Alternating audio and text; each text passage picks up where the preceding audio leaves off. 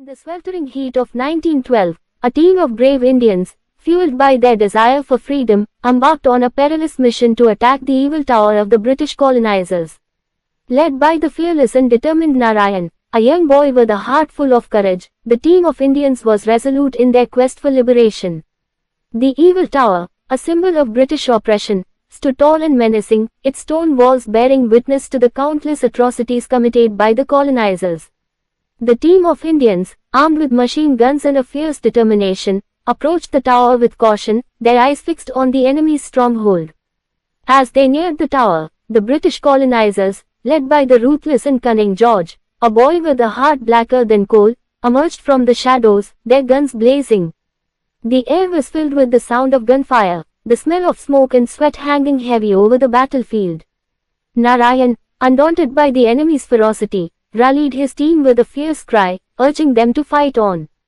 The Indians, fueled by their desire for freedom, fought with every ounce of strength they possessed. Machine guns blazed, bullets whizzing through the air, as the Indians clashed with the British colonizers. The battle raged on, the outcome hanging precariously in the balance.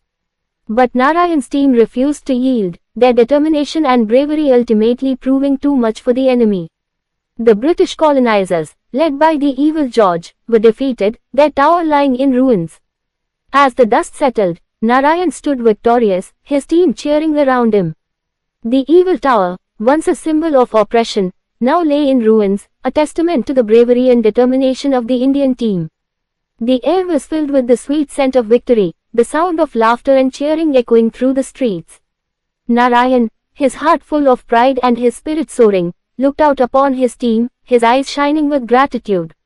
They had done it, they had fought for their freedom and emerged victorious.